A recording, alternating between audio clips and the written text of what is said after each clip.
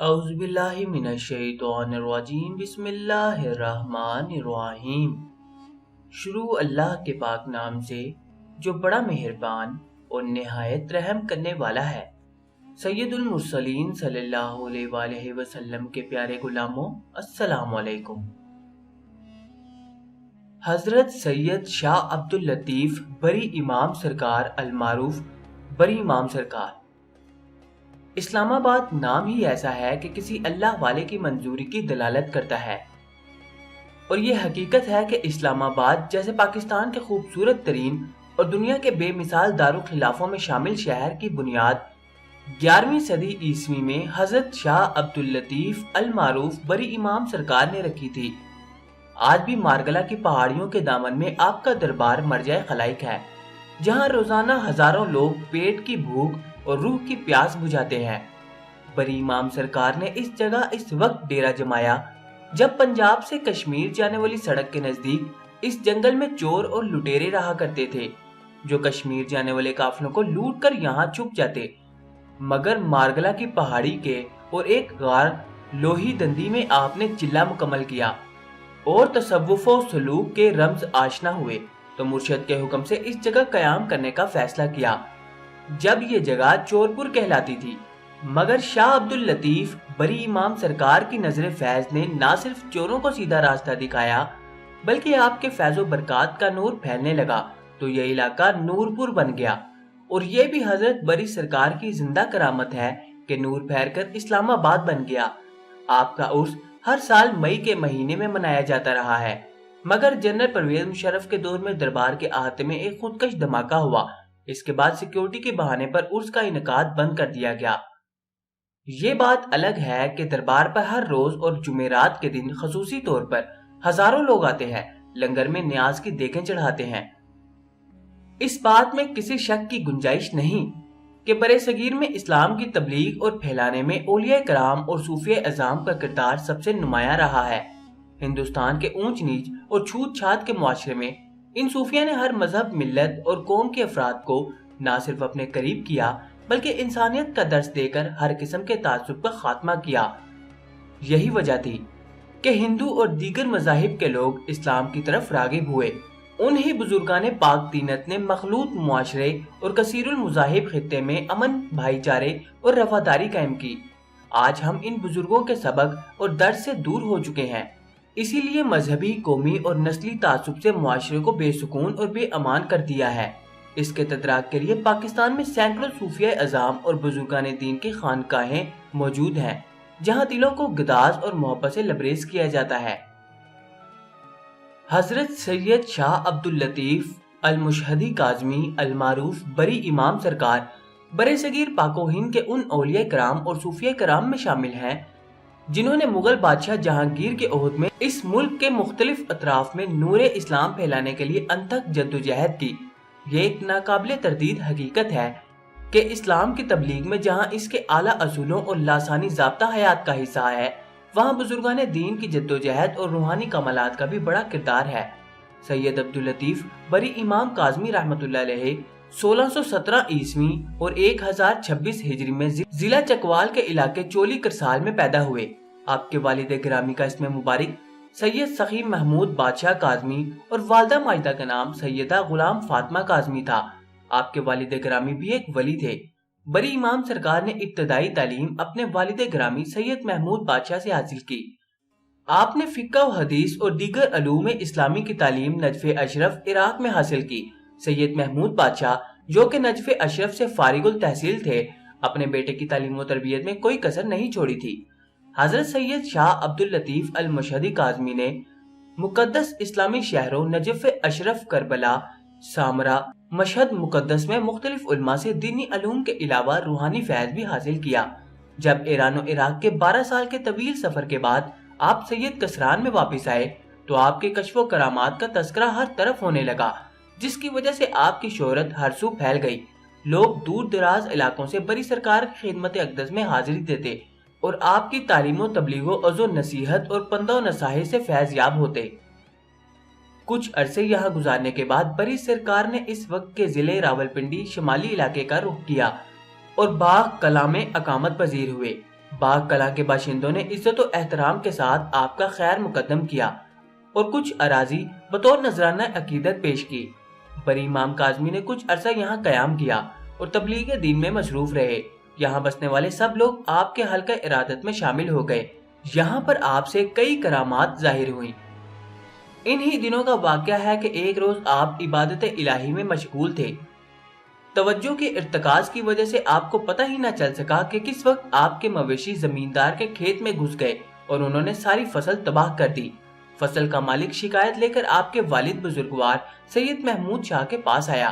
آپ کے والد زمیندار کے ہمراہ آپ کے پاس آئے اور سرزنش کی کہ آپ کی بے توجہ کی وجہ سے زمیندار کی ساری فصل برباد ہو گئی ہے۔ اس پر تھوڑی دیر آپ خاموش رہے۔ آپ کے والد نے انہیں مزید ڈانٹا۔ جب آپ کے والد نے اچھی طرح سرزنش کرنے کے بعد خاموشی اختیار کی تو آپ نے بڑے سکون کے ساتھ آہستہ سے سر اوپر اٹھایا اور نہایت ٹھہرے ہوئے انداز میں گویا ہوئے، ابا جی ذرا فصل کی طرف تو دیکھیے۔ جوں ہی آپ کے والد محترم نے فصل کی طرف دیکھا، وہ یہ دیکھ کر حیران رہ گئے کہ چند لمحے پہلے جو فصل تہس نہس تھی اب ایک سرسبز و شاداب کھیت کی صورت میں لہلہاتی ہوئی نظر آ رہی تھی۔ یہ دیکھنا تھا کہ زمیندار کی حالت عجب ہو گئی۔ وہ آپ کے قدموں میں گر کر گڑ گڑا کر معافی مانگنے لگا۔ آپ سادات کے ایک مایا ناز گھرانے کے چشم و چراغ تھے۔ آپ کا شجرہ نسب تاجدار امامت حضرت علی المرتضیٰ کرم اللہ وجہہ سے ہوتے ہوئے امامت کے 7ویں تاجدار امیر بغداد حضرت امام موسیٰ کاظم رحمۃ اللہ سے جا ملتا ہے۔ حضرت امام موسیٰ کاظم علی کی اولاد ہونے کے ناطے سے آپ کو کاظمی سید کہا جاتا ہے۔ خطہ پوٹوہار کی بزرگ ہستی حضرت شاہ عبد اللطیف کاظمی المعروف بری امام سرکار نے اپنے جد امجد سرور کائنات حضرت محمد صلی اللہ علیہ وسلم کے اتباع کو زندہ کر دیا اور اسلام کی تعلیمات کے فروغ اور عوام الناس کے لیے اعلیٰ کردار کی مثال پیش کی۔ قطب الاقطاب حضرت سید شاہ عبد اللطیف کاظمی المعروف بری امام سرکار نے آج سے 350 سال پہلے ارشاد فرمایا تھا کہ نورپور پوٹوہار کا یہ خطہ ایک دن نہ صرف فرزندان توحید کا مرکز بلکہ عالیشان چمکتا دمکتا شہر بن جائے گا اور اس کا چرچا پوری دنیا میں ہوگا۔ حضرت بری امام سرکار کی یہ پیش گوئی سچ ثابت ہوئی اور یہاں اسلام آباد کے نام سے ایک شہر بن گیا جو آج مملکت خداداد پاکستان کا دارالحکومت ہی نہیں بلکہ اقوام متحدہ کی سطح پر 1 ارب سے زائد مسلمانوں کے ترجمان کے عظیم شرف سے ہمکنار ہے۔ حضرت بری امام سرکار کو قطب الاقطاب اور ولی اللہ کا مقام حاصل ہے۔ یہ مقام تصوف میں بڑی کاوشوں، محنتوں، جاں شفانیوں، محبت، لگن اور عشق حقیقی سے حاصل ہوتا ہے۔ آپ نے فقہ اور حدیث کی تعلیم نجف اشرف سے حاصل کی اور اس کے بعد آپ مقدس مقامات کی زیارت کے لیے مکہ معظمہ، مدینہ منورہ، کربلا معلیٰ اور دوسرے اسلامی ملک میں تشریف لے گئے اور وہاں موجود جید علماء اور اولیاء سے مزید دینی علوم اور روحانی فیوز حاصل کیے۔ بری امام کا یہ سفر 12 سال پر محیط ہے۔ آپ مستقلاً وہاں ولی کامل حضرت حیات المیر رحمت اللہ سے بیعت تھے۔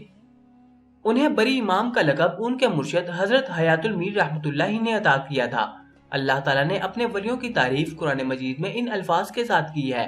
ترجمہ: بے شک اللہ تعالیٰ کے ولیوں کو نہ کوئی خوف ہوگا اور نہ وہ غمگین ہوں گے۔ دوسری جگہ ارشاد ہے کہ جس نے میرے کسی ولی کی مخالفت کی میری طرف سے اس کے خلاف اعلان جنگ ہے۔ یعنی جس طرح اللہ تعالیٰ نے فرشتوں میں سے ہر ایک کو اپنے اپنے کام پر لگا دیا ہے اور ان کی مخالفت کرنا کسی طرح جائز نہیں، اسی طرح اللہ تعالیٰ کا قانون جنوں انس میں جاری و ساری ہے اور انسانوں میں بھی اللہ تعالیٰ کی طرف سے بعض لوگوں کو مخصوص اختیارات تفویض کر کے مقرر کیے جاتے ہیں۔ حضرت علامہ اقبال کا شمار بھی عظیم شعراء میں ہوتا ہے۔ ان کی شاعری میں بھی آپ کو تصوف کا رنگ بھرا نظر آئے گا۔ ایک مرتبہ آپ کہیں سفر پر جا رہے تھے اور آپ کا مرید خاص مٹھا شاہ بھی اس سفر میں آپ کے ہمراہ تھا۔ ابھی آپ نے 4 کلومیٹر کا فاصلہ طے کیا ہوگا کہ اچانک جنگل سے چند ڈاکو نکلے اور انہوں نے لوٹنے کی غرض سے آپ کا راستہ روک لیا، مگر جوں ہی ان کی نظر آپ کے چہرے مبارک پر پڑی اور انہوں نے آپ کی گفتگو سنی تو جرائم سے ہمیشہ کے لیے تائب ہو گئے اور اسی وقت آپ کے ہاتھ پر بیعت کر کے آپ کے مرید بن گئے۔ آپ نے یہیں اقامت اختیار کر کے تبلیغ کا کام شروع کر دیا اور اس طرح چورپور میں اسلام کے نور کی روشنی پھیلا کر اسے ہمیشہ کے لیے نورپور بنا دیا۔ یہ وہی نورپور شاہ ہے جہاں آج آپ کا مزار مبارک ہے اور ہزاروں لوگ یہاں اپنی عقیدتوں کا اظہار کرنے آتے ہیں۔ عام دنوں میں بھی آپ رحمت اللہ کے مزار شریف پر رونق ہوتی ہے، روزانہ لنگر تقسیم کیا جاتا ہے، لیکن عرس کے دنوں میں تو قدم رکھنے کو بھی جگہ نہیں ہوتی۔ تمام شعبہ ہے زندگی کے لوگ جوک در جوک آتے ہیں اور فیوز و برکات سے جھولیاں بھر کر لوٹتے ہیں۔ لوگ نہ صرف دربار پر حاضری دیتے ہیں بلکہ دشوار گزار پہاڑی رستے سے اس غار کی بھی زیارت کرتے ہیں جہاں آپ نے عبادت و چلہ کشی کی، جسے لوئے دندی کے نام سے پکارا جاتا ہے۔ حضرت بری امام سرکار نے چلہ کشی کر کے پہاڑوں، غاروں اور ویرانوں میں مصائب جھیل کر جنگل میں منگل کا سما پیدا کیا، اور وہ علاقہ جو کبھی چورپور کے نام سے موسوم تھا نورپور کے نام سے مشہور ہوا۔ حضرت بری امام سرکار نے علوم ظاہری اور باطنی حاصل کرنے اور روحانی منازل طے کرنے کے بعد ضلع ہزارہ میں قیام کیا، اور آپ نے سید محمد کی دختر نیک اختر بی بی دامن خاتون سے نکاح کیا۔ آپ کے ہاں ایک بیٹی پیدا ہوئی، مگر کچھ عرصے بعد آپ کی زوجہ محترمہ بھی دنیا سے رخصت ہو گئیں۔ بری سے مراد ہے برو بحر، یعنی پہاڑوں، بیابانوں، دریاؤں، ندیوں، چشموں اور ایسی تمام آبگاہوں کے متولی جہاں انہوں نے یاد الہ میں تند و تیز ہواؤں اور موسمی حالات سے بے نیاز دن رات چلہ کشی کی، اور وہ بھی صرف اللہ تعالیٰ کی خوشنودی کے لیے۔ لقب بری کے بعد شاہ سے مراد آپ کا اعلیٰ نسب سید خاندان ہے۔ حضرت بری امام کا اعلیٰ نسب سید خاندان ہے۔ حضرت بری امام سرکار میں بچپن ہی سے روحانی اور پاک دینت کا ظہور شروع ہو گیا تھا۔ جب آپ کی عمر تقریباً 10 سال تھی تو آپ اپنے مویشی چرانے کے لیے گاؤں سے دور کھیتوں میں چلے جاتے۔ مویشی تو گھاس چرنے لگے، آپ علیحدہ بیٹھ کر اپنے اللہ سے لو لگا لیتے اور عبادت و ریاضت میں مصروف ہو جاتے۔ لوگوں نے آپ کے والد محترم سے شکایت کی کہ آپ کے بچے کی لاپرواہی و غفلت سے ہماری فصلوں کا نقصان ہوتا ہے۔ ایک روز آپ کے والد ماجد لوگوں کے ہمراہ آئے تو کیا دیکھا کہ بچہ درخت کے نیچے سویا ہوا ہے۔ آپ نے جھنجھوڑ کر دنیاوی غفلت کی نیند سے اٹھایا تو بچے نے اپنے باپ سے عرض کیا کہ میں تو باغ جنت کی سیر کر رہا تھا، آپ نے مجھے جگا دیا۔ حضرت بری امام سرکار کی عبادت و کرامت پاک و ہند میں مشہور ہے۔ سب سے بڑی کرامت یہ ہے کہ آپ نے 2 مغل شہزادوں کی بالخصوص تربیت کی اور دینی روحانی اصلاح کر کے ایک شہزادے کو راہ سلوک کی دنیا میں گم کر دیا گیا اور اس کا نام آپ نے شاہ حسین رکھا۔ اگرچہ یہ شہزادہ مادی دنیا کا پرستار تھا، لیکن ایک مرد کامل کی نکاح اثر سے اس کے سوچنے کا انداز بدل دیا۔ اس کرامت سے متاثر ہو کر شہزادے کی اپنی باقی زندگی بری امام سرکار کے قرب میں گزری اور دوسرا شہزادہ اورنگزیب عالمگیر کو تخت و تاج کا مالک اور دین کی تبلیغ کے لیے دنیاوی شہنشاہ بنا دیا۔ اس کے علاوہ نورپور شاہ کے قریب ایک مقام ہے جس کا نام لوئے دندی ہے۔ یہاں بیٹھ کر حضرت بری امام اکثر عبادت الہی میں مصروف رہے۔ جب آپ عبادت میں مصروف ہوتے تو ایک جن آ کر آپ کو پریشان کرنے لگا اور آپ کی عبادت میں خلل ڈالنے لگا۔ جب وہ جن اپنی شرارتوں سے کسی صورت باز نہ آیا تو آپ نے اس سے نجات حاصل کرنے کے لیے دعا کی تو وہ جن وہیں پتھر بن گیا۔ یہ نشانی لوئے دندی کے مقام پر آج بھی موجود ہے اور ملک بھر سے ہزاروں لوگ حضرت امام رحمت اللہ کی یہ کرامت دیکھنے نورپور شاہ جاتے ہیں اور اس مقام کی زیارت کرتے ہیں جہاں بیٹھ کر آپ عبادت کیا کرتے تھے۔ اس واقعے کے علاوہ حضرت امام بری سے متعلق ایک واقعہ کافی مشہور ہے۔ امام سرکار جن دنوں ندی نیلا میں چلہ کشی کر رہے تھے اتنے کمزور ہو چکے تھے کہ کچھ کھا پی نہیں سکتے تھے، صرف دودھ پیا کرتے تھے۔ گوجر قوم کا ایک عقیدت مند روزانہ آپ کو دودھ دینے آتا تھا۔ جس بھینس کا دودھ وہ گوجر آپ کے پاس لاتا وہ مر جاتی ہے۔ گوجر دھن کا پکا تھا، اپنی زبان سے یہ بات بری امام سرکار کو نہیں بتائی۔ آخر کار ایک ایک کر کے تمام ختم ہوئی تو اگلے روز دودھ کی خاطر تمام گاؤں میں پھرا، مگر ہر طرف سے مایوس ہوا۔ چنانچہ آپ کی خدمت میں حاضر ہوا، اپنی داستان سنائی۔ آپ مسکرائے اور فرمایا، جاؤ ندی کے کنارے چلتے جاؤ اور اپنی بھینسوں کے نام پکارتے جاؤ، سب تمہارے پیچھے چلی آئیں گی، مگر خیال رکھنا کہ پیچھے مڑ کر نہ دیکھنا۔ چنانچہ اس گوجر نے ایسا ہی کیا۔ جب آخری بھینس کا نام لیا جو کہ ندی سے نکل رہی تھی تو گوجر نے پیچھے مڑ کر دیکھ لیا، بھینس اسی جگہ پتھر کی بن گئی۔ گوجر پہلے تو پریشان ہوا مگر باقی بھینسوں کو دیکھ کر خوشی خوشی گھر چلا آیا۔ علاوہ ازیں ایک روز آپ نورپور شاہ ایک جنگل میں عبادت الہہ میں مصروف تھے کہ ہندوؤں کا ایک گروہ وسیع ساز و سامان سے دا بندہ آپ کے قریب سے گزرا۔ آپ نے ان سے پوچھا کہ آپ لوگ کہاں جا رہے ہیں؟ انہوں نے کہا کہ ہم اپنے گناہوں کو دھونے کے لیے گنگا میں نہانے کے لیے جا رہے ہیں۔ تو حضرت بری امام نے فرمایا کہ انسانوں کے گناہ دریاؤں میں نہانے سے نہیں دھلتے، بلکہ یہ گناہ عبادت الہہ اور اعمال صالح سے جڑتے ہیں۔ اس پر ہندوؤں کے پنڈت نے کہا کہ اگر آپ کی بات درست ہوتی تو آپ جو یہاں سالہ سال سے عبادت الہہ میں مصروف ہیں اس کا کچھ تو اثر ظاہر ہوتا، کم از کم اتنا ہی ہو جاتا کہ جس درخت کے نیچے بیٹھ کر آپ عبادت کر رہے ہیں وہی سرسبز و شاداب ہو جاتا تاکہ آپ سکون سے عبادت تو کر سکتے، بارش، دھوپ اور دوسری موسمی سختیوں سے آپ عبادت کرتے ہوئے محفوظ رہتے۔ اس پر حضرت بری امام سرکار نے فرمایا، اس کے قبضے قدرت میں تو سب کچھ ہے، ہم نے اس سے کچھ مانگا ہی نہیں۔ اس کے بعد آپ نے درخت کی طرف رخ کر کے دعا کے لیے ہاتھ اٹھائے اور دیکھتے ہی دیکھتے درخت سرسبز و شاداب ہو گیا۔ ہندوؤں نے جب یہ دیکھا تو اس قدر متاثر ہوئے کہ اسی وقت سارا گروہ آپ کے ہاتھ پر مسلمان ہو کر آپ کے حلقہ ارادت میں شامل ہو گیا۔ بری امام کا لفظی مطلب ہے ساری زمین کا رہبر۔ آپ کے پیر و مرشد حضرت حیات المیر رحمۃ اللہ نے آپ کو جو لقب عطا کیا، آپ اپنی ساری زندگی اس لقب کی عملی تفسیر بنے رہے۔ جب حضرت بری امام رحمۃ اللہ نے باغ کلاں کے گاؤں میں آ کر اقامت اختیار کی، اس وقت پوٹوہار کا پورا خطہ کفر و الحاظ اور جرائم کی آماجگاہ بنا ہوا تھا، مگر حضرت عبداللطیف شاہ کاظمی بری امام سرکار نے اس علاقے کو شرافت اور اسلام کی روشنی سے منور کر دیا۔ وہ گاؤں جہاں حضرت بری امام نے مستقل رہائش اختیار کی چوروں اور ڈاکوؤں کا گڑھ تھا، اس لیے اس کا نام چورپور تھا، مگر جب آپ نے اس گاؤں پر نظر خاص کی تو یہ گاؤں چورپور سے نورپور بن گیا۔